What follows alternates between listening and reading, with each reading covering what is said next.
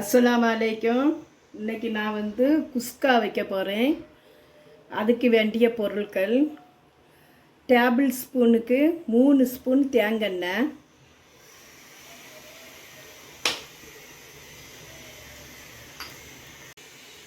அதே அளவுக்கு 3 ஸ்பூனு நெய்,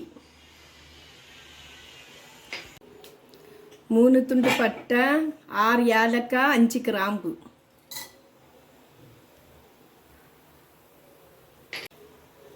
நாலு பச்சை மிளகாய்,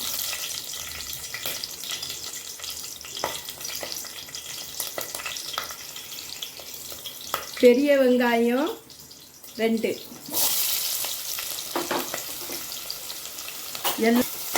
எல்லாம் நல்லா கிளறி விடலாம். பொன்னிறம் வேண்டாம், லைட்டாக வதங்கின பிறகு நம்ம இஞ்சி பூண்டு பேஸ்ட்டு போடலாம். இஞ்சி பூண்டு பேஸ்ட்டு இந்த டீஸ்பூனுக்கு 1 ஸ்பூனு. இதை கொஞ்சம் வதங்கின உடனே இது லைட்டாக வதங்கின உடனே தண்ணி இந்த அளவுக்கு, இந்த பிடிக்கு நான் 2 பிடி அரிசி எடுத்திருக்கேன். இதுக்கு நான் 3 பிடி தண்ணி வைக்கேன். இந்த உலக்குக்கு இப்படி நல்ல முட்டை கணக்க வரக்கூடிய சமயம் சுற்றி கொதிக்குது. இந்த சமயம் நம்ம அரிசியை ஊற வச்சு கழுவி இதில் போடுதேன்.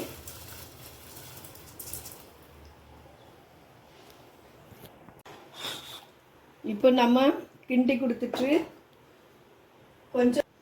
கொஞ்சம் கல்லுப்பு போடலாம். இப்போ பாதி லெமனை இதுக்கு மேலே ஊற்றுதேன். ஏன்னா சோறு உடையாமல் இருக்கேக்கு லெமன் ஊற்றுது. புதினா மல்லி 1 கைப்பிடி.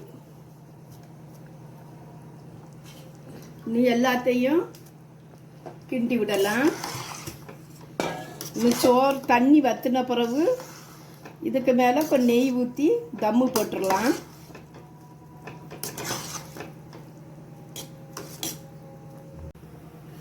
இப்போ தோசைக்கல்லை நான் ஸ்டவ்வில் வச்சு அதுக்கு மேலே இந்த குஸ்காவை வைக்கேன். கொஞ்சம் தம்மு போடைக்கு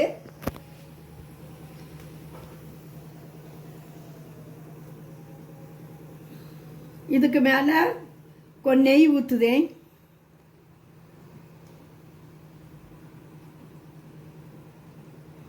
நெய் கொஞ்சம் நிறைய ஊற்றுனா சோறு ரொம்ப நல்லா இருக்கும்.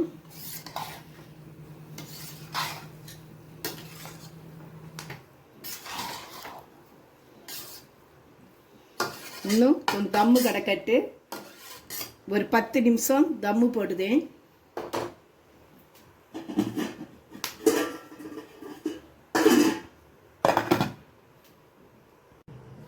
இப்போ எனக்கு 10 நிமிஷம் ஆச்சு. நான் மூடியை ஓப்பன் பண்ணி பார்க்கேன்.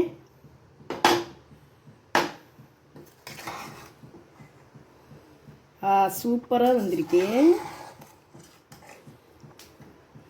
தண்ணி கரெக்டாக வச்சுருக்கேனால சோறு நல்லா சூப்பராக ஒத்த எதெல்லாம் வந்திருக்கு.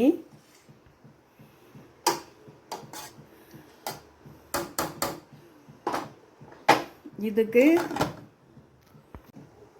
இன்னைக்கு குஸ்கா சோறு, குடல் குழம்பு ஏற்கனவே நான் வீடியோ போட்டிருக்கேன்.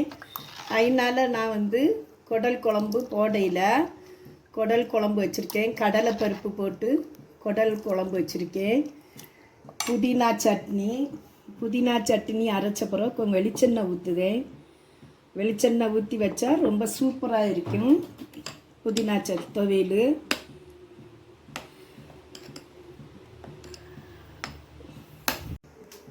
என்னுடைய வீடியோ பிடிச்சிருந்தா லைக் பண்ணுங்க, ஷேர் பண்ணுங்க, கமெண்ட் பண்ணுங்க.